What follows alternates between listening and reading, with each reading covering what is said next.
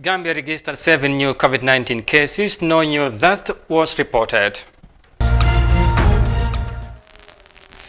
African leaders renew commitment to end ongoing conflicts in the Great Lake region.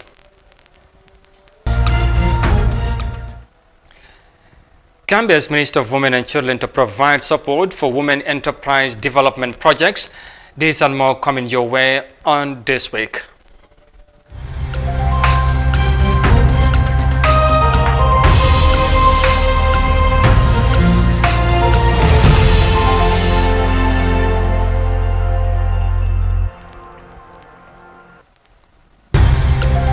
This is Africa TV and many thanks for joining us. I am Amadou Kante and now the news in detail. Now, the Gambia has on Saturday registered 7 new COVID-19 cases, bringing the total number of confirmed cases in the country to 3,628 and no new death recorded. The total number of deaths remains at 117. The 166 National Situation Report from the Ministry of Health indicated that 93 new laboratory test results were received from the National Medical Research Council and the National Public Health Laboratory, in which no new test returned inconclusive. Meanwhile, 51 new patients recovered from the deadly virus and got discharged from the treatment centers. There were no one newly taken into quarantine and no new discharges were made from the quarantine center. The country currently has 12 people in quarantine, 971 active cases, and a crude case fatality ratio of 3.2%. And from the report on the latest situation in the Gambia, that is of course the latest COVID-19 situation, I should say, next to Tunisia. Because Tunisia is set to widen its business activities in the continent by exporting more of its goods and services to other countries. The North African country wants to explore the African market despite the challenges and barriers that impede the development of the African market. However, the authorities committed to expand their activities, saying the African market is the future. Here are more details of that in this report. A Tunisia Africa Business Council TABC study revealed that developing transport and logistics is the main objective in order to boost exports in the next 2 years. In addition, the absence of an efficient transport system in Africa contributes to high logistics and transportation costs. The success of the Africa Export Strategy is based on many pillars. Logistics and transportation are the first conditions, especially shipping and maritime transport. There are many projects here in Tunisia and some in AFCFTA countries. We recommend the launch of additional direct shipping lines to African destinations from all commercial ports. TABC experts have published a study on foreign trade in agricultural and food products, especially for flagship products, olive oil and dates. The project aims to identify the importance of these markets and the export potential of the North African state to 6 countries in this area, namely Benin, Burkina Faso, Mali, Niger, Nigeria and Chad. Our data analysts and businessmen shed light on the difficulties facing the export of flagship products. The Tunisian government must intervene and support the efforts of the civil society. The African Continental Free Trade Area is a huge market and we must seize the opportunity to export our goods and products. The Confederation of Citizen Enterprises Connect says that most agricultural and food exports in 2019 to Africa were made with North African states, in particular Libya 12.2% and Morocco 5.3%. Despite its proximity, the share of Algeria is only 0.7%. Exports should not be limited to neighboring countries. We'll hold several workshops in Tunisia, Morocco, Senegal, Cote d'Ivoire and other countries. We aim to be present in the AFCFTA region and the whole African continent. The African market is the future. The AFCFTA, which brings together the 55 countries of the African Union, provides for the removal of barriers that impede the development of these economies, such as customs duties, non-tariff barriers, and differences in regulations and standards, while leaving each country free to implement its trade policy. Tunisia has bet on the African market as a promising destination for a number of export sectors, including agriculture, technology and services. According to the Ministry of Trade, exports to sub-Saharan Africa reached 8% in 2019. However, exports to Africa plummeted this year due to the coronavirus crisis.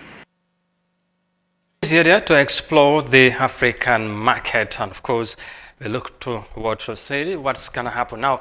From that report, we come back home because the Minister of Women, Children and Social Welfare is in the final stages of the rollout activities to kickstart the Women Enterprise Development Fund project. The project is set to train 200 women and will dispose to 100 women beneficiaries in the coming days as part of efforts to support small businesses. Let's have more details of that in this report. The Minister of Information and Communication Infrastructure, Ibrahim Silla, told a weekly government press briefing on Friday that a Women Development Fund under the Ministry of Women's Affairs will increase income and provide livelihood skills for more than 10,000 women and girls in next year. He said this is because small and medium enterprises are dominated by women. The main objective of the Women Enterprise Fund is to strengthen the capacities of medium, small enterprises, SMEs, which are largely dominated by women, so as to increase income and provide livelihood skills for more than 10,000 women and girls by 2021 in the Gambia. This, in the long run, will contribute significantly to uplifting the socio-economic status of Gambian women and girls. The Women Enterprise Development Fund is being bankrolled by the European Union and the Gambia government, and part of it will be used to provide entrepreneurial skills development for the beneficiaries. The government of the Gambia has contributed a revolving fund of $5 million and $1 million operating costs for the fund. The European Union has committed to providing complementary support to the fund at the tune of €3 million for a period of 2 years. The Women Enterprise Fund is one of the critical poverty alleviation strategies enshrined in the National Development Plan 2018 to 2021, according to the government. It is one of the strategic priority and outcome indicator relating to women economic empowerment for sustainable development. Fatmata Kasim, iAfrica TV.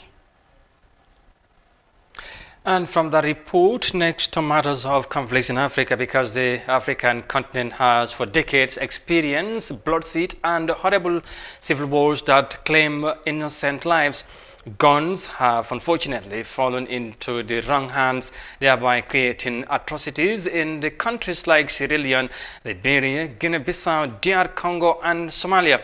On Thursday, a virtual conference by the African Union on the role of the media in silencing the guns in Africa discussed the need to create conducive conditions for Africa's development.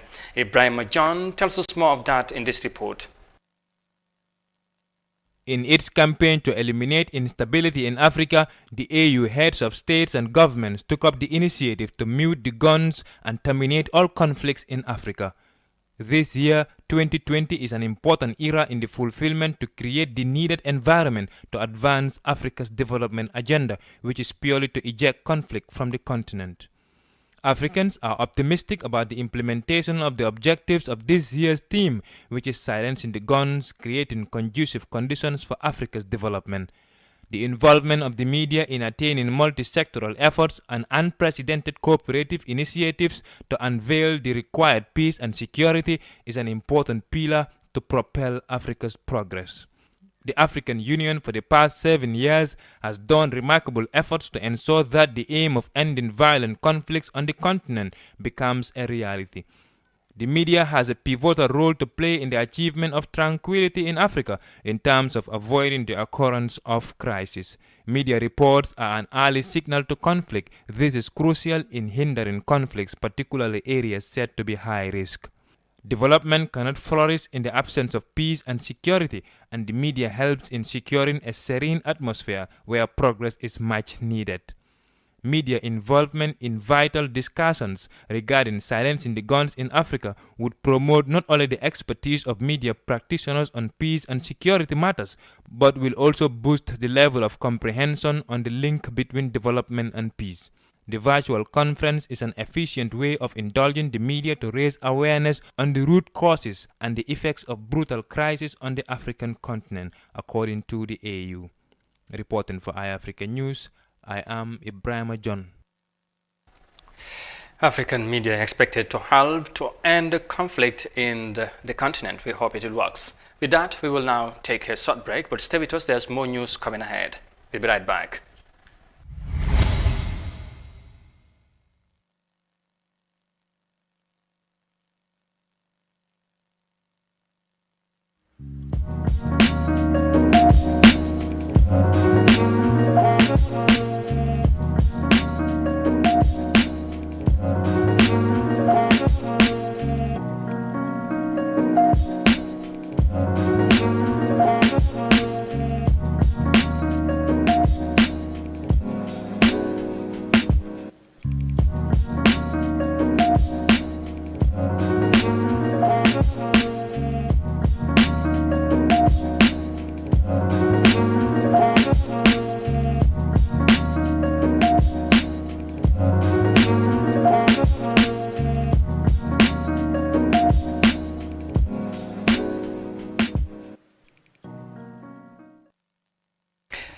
Welcome back and many thanks for joining us. Now, the Gambia government is gradually relaxing various restrictions based on the trajectory of the COVID-19 pandemic in the country, according to a statement from the office of the government spokesperson Ibrahim G. Sankre.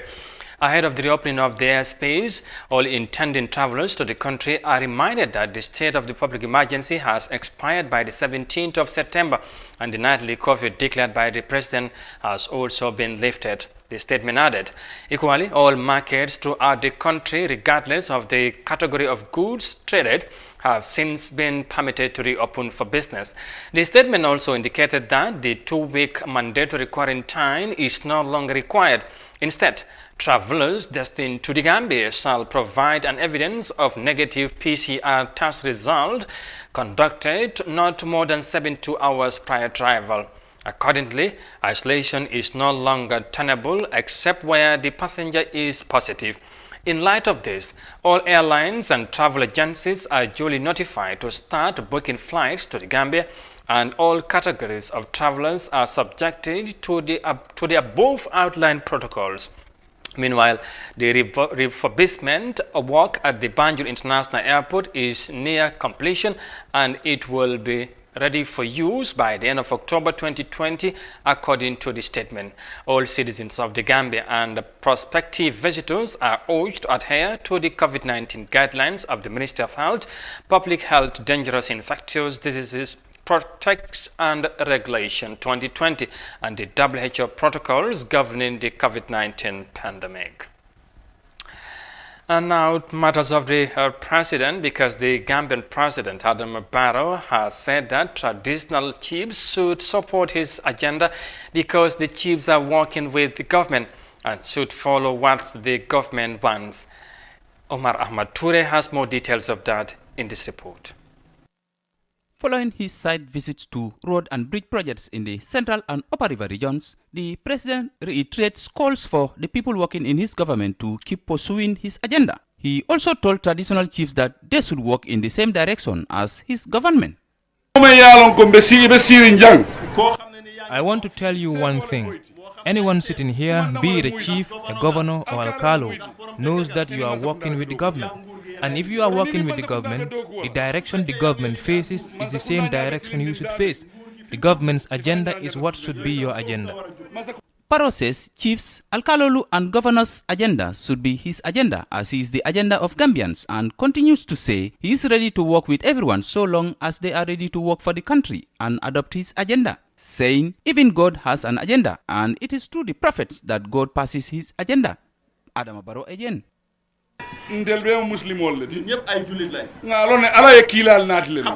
are all Muslims, and we know God sent prophets. But the prophets he sent, didn't they fulfill his agenda? God didn't choose any prophet who didn't follow his agenda. And who are you going to choose to represent you and the person does not want to follow your agenda? The chief of Sami, Moro Jaula, who is a native of Tandikunda in CRR, says he was grateful to President Barrow for constructing the new road that links Kalen to Bustown. Jaula says they have been living in darkness for over 50 years, and within 4 years, they've been taken out of the dark. The chief, who was dressed in traditional attire and wearing a hat decorated with charms, says he would show his support for Barrow without turning back.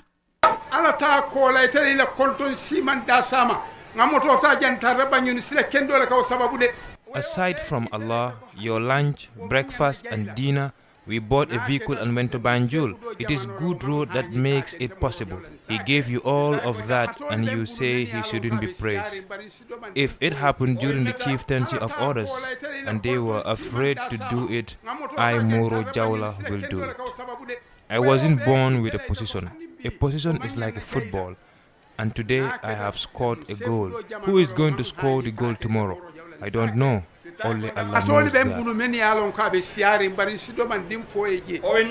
Traditional district chiefs and heads of villages perform a variety of legislative, administrative and ceremonial tasks and duties. They regulate rural life, control access to land and settle various disputes and are governed by Local Government Act and customary laws. During the dictatorship, local chiefs were used as political tools to further the political ambitions of the dictator, Yahya Jammeh, including campaigning for him to be made a king. For iAfrica TV, I am Omar Ahmad Toure. Gambian President Adama Barrow, of course, calls the local chiefs alkalolus and, of course, the governor to support his government agenda. Now, the DRC president and his counterparts from Rwanda, Uganda and Angola have vowed to bring peace and order in the Great Lakes region. The leaders renewed their commitment to jointly fight against the armed rebel groups in the region, who for more than 25 years have disrupted the area. More than 100 armed groups are fighting in the eastern part of DRC, according to the United Nations. But the leaders are hopeful that the initiative could help to restore peace. Here are more details of that in this report.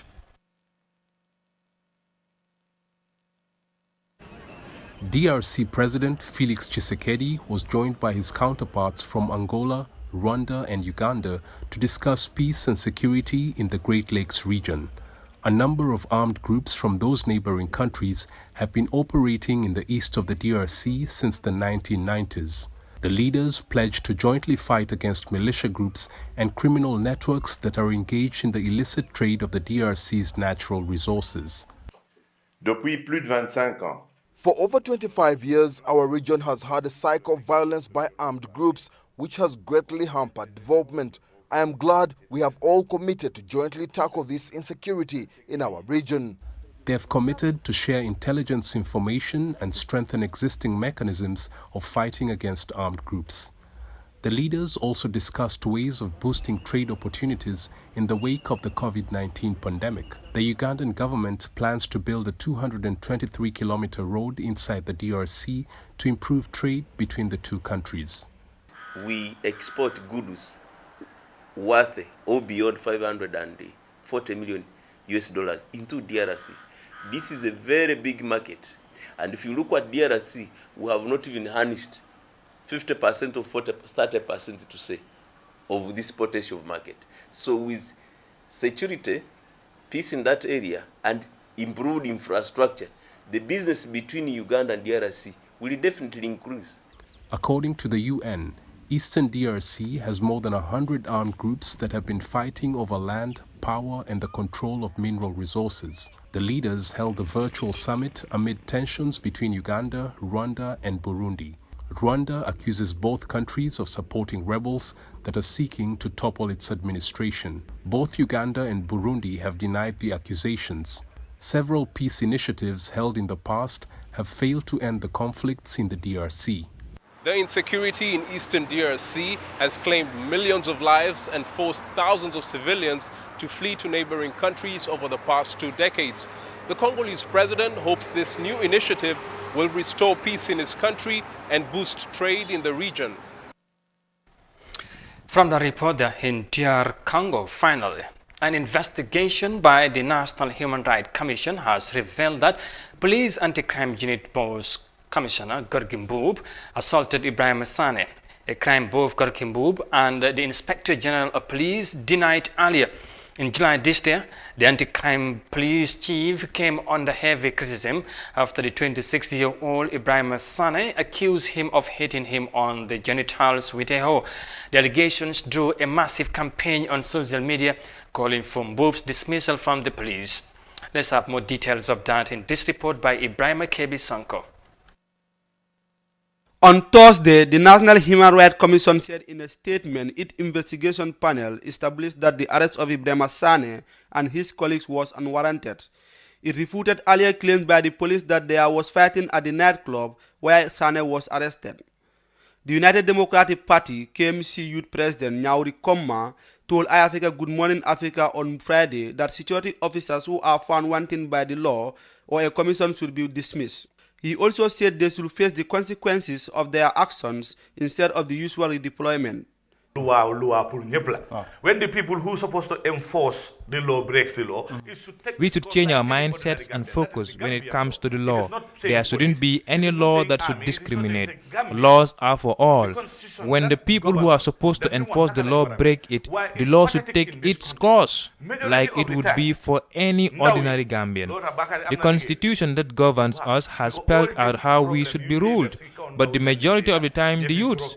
That is why I said the new Minister of Youth has a job, because these victims are youths, like drug cases, torture. We have cases of the victims being beaten, and as a result, they die for drug-related cases. The UDP youth leader reiterated that the law should be enforced without fear or favor, affection or ill will, irrespective of one's position. Redeployment is what we should stop. Gambian security agents should stop this redeployment. Redeployment, you know how it does look like when you are in the service. Continue doing the bad things you are doing. They should be dismissed. A monkey will never stop climbing.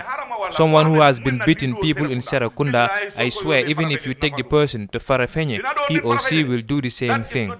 He will beat people in Farafenye. That is not the solution. If someone does something, let the law take its course.